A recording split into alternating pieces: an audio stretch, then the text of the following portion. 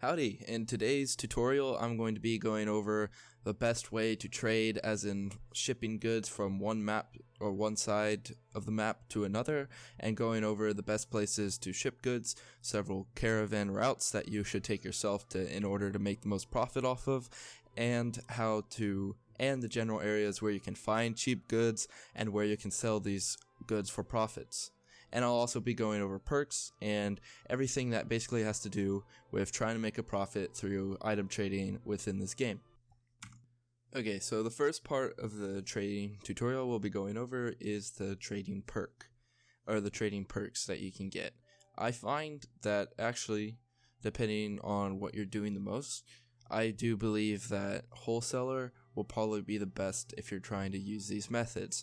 However, if you're trying to just make trading by selling materials, by killing bandits and selling all those tools and stuff that you get from the bandits and looters, then I highly recommend you get the appraiser perk.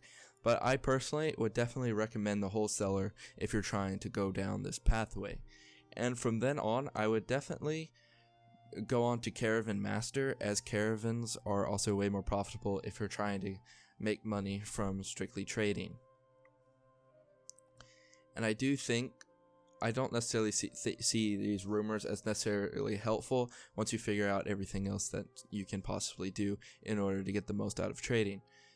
But I do think, and a lot of this also doesn't necessarily help with trading, it helps more with your fiefs and how profitable they can become.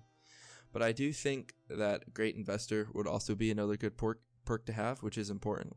Or Artisan Community. Artisan Community might actually be better because you can own a ton of workshops and then farm renown. But this is all up to personal preference, whatever you prefer, as caravans tend to be the most profitable.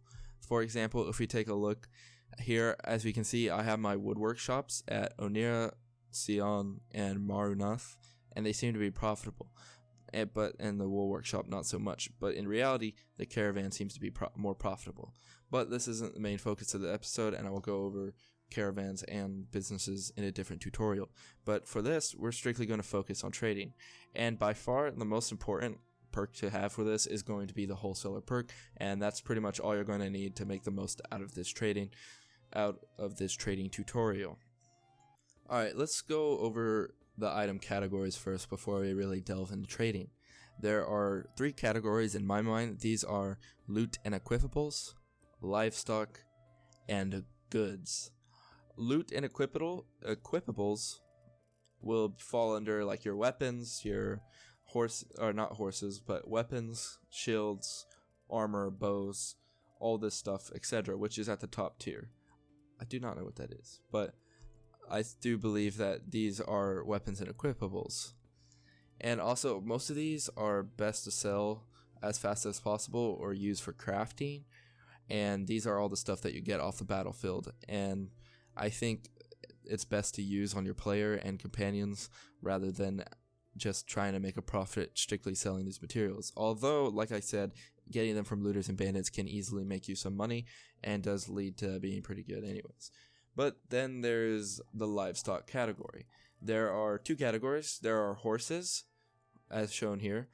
Horses are important to trading, and I'll determine which one are best and where to sell them later in the tutorial. I'll have whole maps and everything, depicting everything that you need to know about selling horses and stuff. And the second category is going to be... Do they have any? I'm not sure if they have any. Yes, they do. It's down here.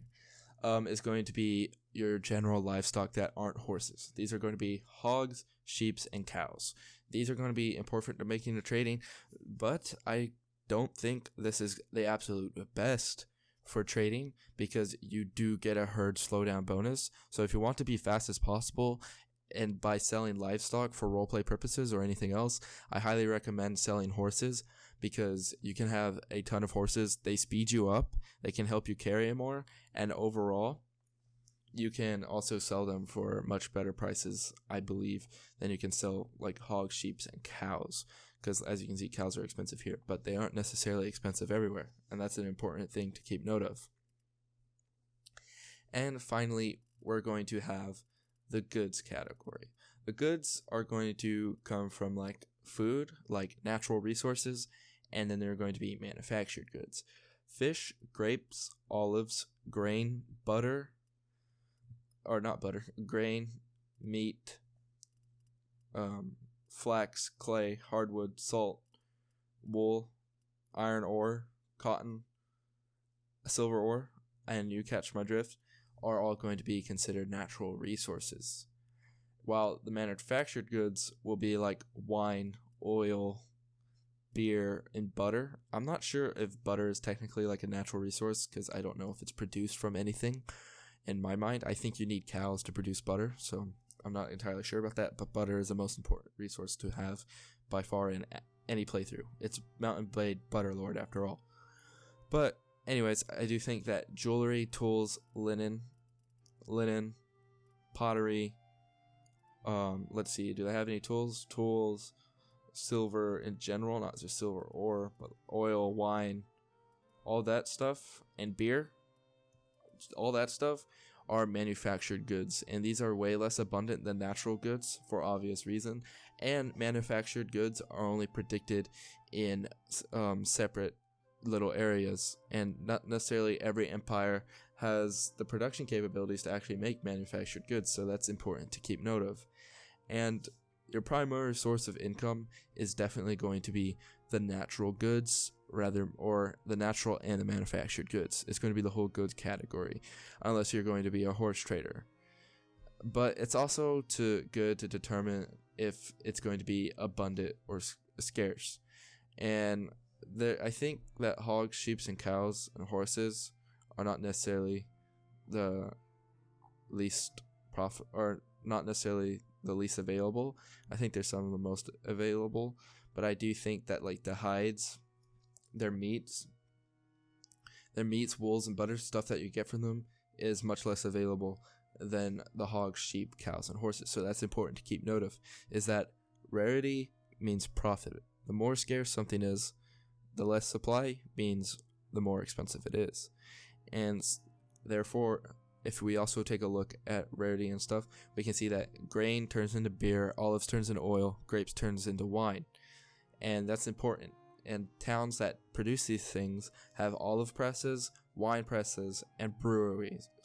That's important to keep track of, because the further you get down, say like the supply chain per se, the more expensive those items are going to be. The manufactured goods are the more expensive goods. And then an important thing to keep track of is areas, which we'll just hop right into. Okay, next let's start by going over the specific factions and what they technically like specialize in. We have the Vlandians, which represent the Western Europeans and the Normans. The Battanians, who represent the Celtics and Germanic tribes. We have the Sturgians, which are the Slavs and the Norsemen. We have the Huzai Khanate, or Hanat, I think that's how you pronounce it, not sure. But these are like the Mongols and the Balkans people. We have the Asurai, which are the Arabic people.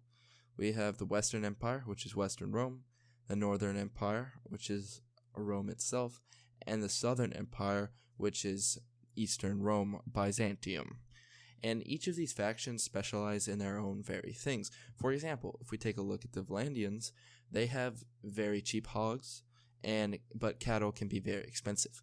They also have less manufacturing capabilities, and their prices are also very low for base goods, but very high for manufactured goods.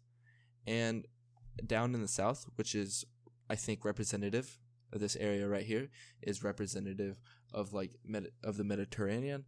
So the olives and wine in this area will probably be cheaper than anywhere else.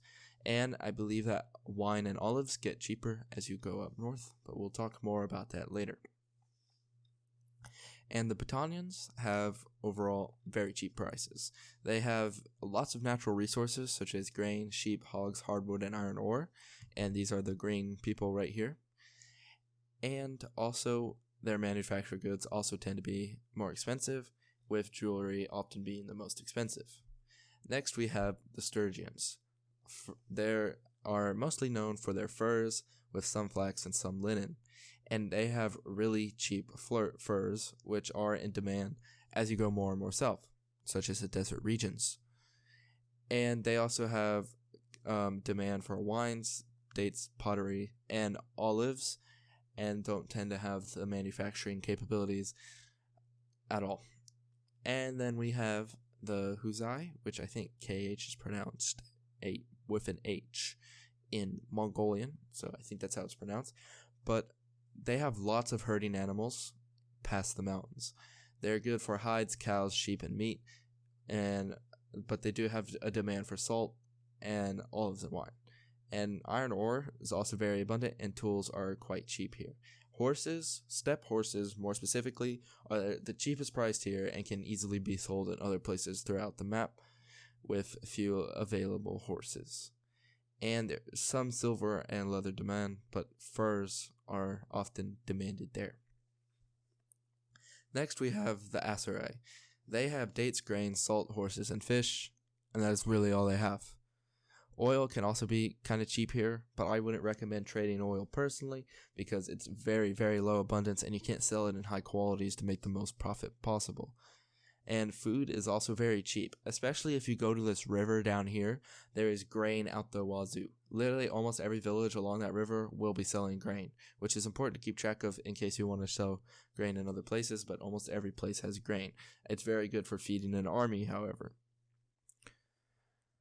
But hardwood does sell well because there aren't many trees, and desert horses sell really well in the eastern parts of the area because horses tend not to be abundant there. And then finally we have the northern, the southern, and the western empire, I believe. And overall the empire has lots of goods and similarities. They have mixed amounts of both manufactured and base goods and demand and supply. And also their change in ownership tends a lot, so you can also profit off demand spikes when there's war. And overall, this is not necessarily the best trading grounds because there's not much difference between all of them and they have an abundance of everything. But the first item I'm going to go over that necessarily doesn't have a specific of where it is sold is wherever there is a war going on, sell tools to the villages there. Tools sell best when places have been ravaged by war, such as villages that have just been raided, places that have just been raided. Tools sell there because the economy demands it because they need tools to rebuild what they're doing. And that's basically what it is for the tools. That basically explains everything you need to know about selling tools in different places. Okay, next up we're going to go over desert and steppe horses. First of all, the steppe horses are going to be in this section of the map right here, in the Kuzai territories. And since this area of the map right here, Vlandian and battalions, are not having horses at all, and desperately lack and have a need for horses, shipping them all the way here to the eastern or western seaboard of the map from the east to the west, you will get the best profit for your horse trading. So if you want to make a good profit, I recommend buying horses from the Kuzai and then selling them in the east. And that's basically how you want to base your trade routes. I'll go over creating trade routes from this and go over examples. And desert horses are produced down here. And once again, there's a lack of horses in the west. So what you want to do is take the horses and sell them in the west over here. This will grant you the most profits from selling horses, and this is where you would want to base your horse trading route upon. Next, we're going to have the very expensive or more expensive manufacturing products. Oil, which is going to be represented by blue, is basically from the areas where they are manufactured. So the south would be prevalent for pushing oil, and you would want to push oil into the north in order to make a profit from that. So you could do a full circle trading loop in my mind, but I'll go over more of that as well. And as well, since wine is most notably produced, which will be represented by purple. In this area right here, the Mediterranean regions, traveling to the northeast like so will grant you the most profits overall from selling wine.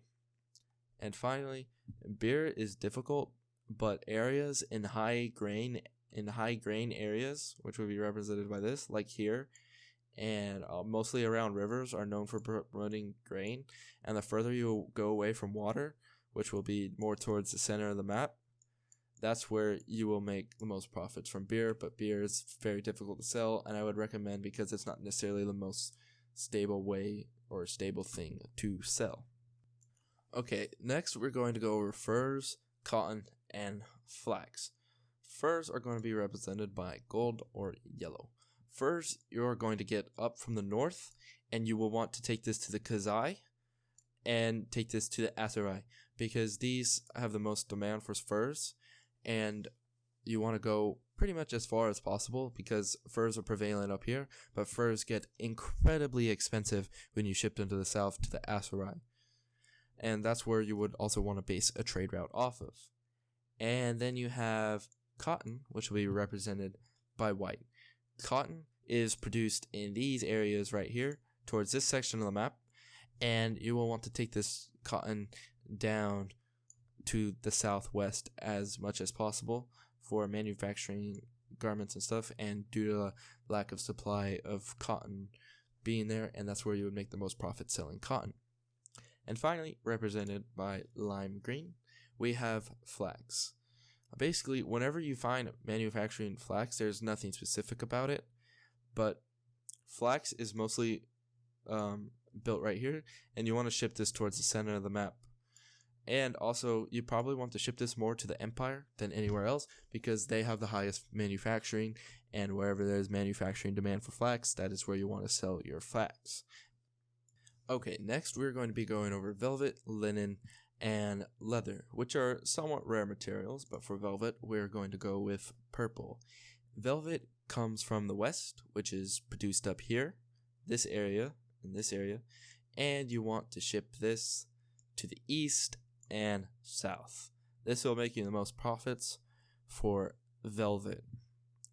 Linen, which will be represented by green, is also going to come from the west, and it's going to come from the west, which is over here.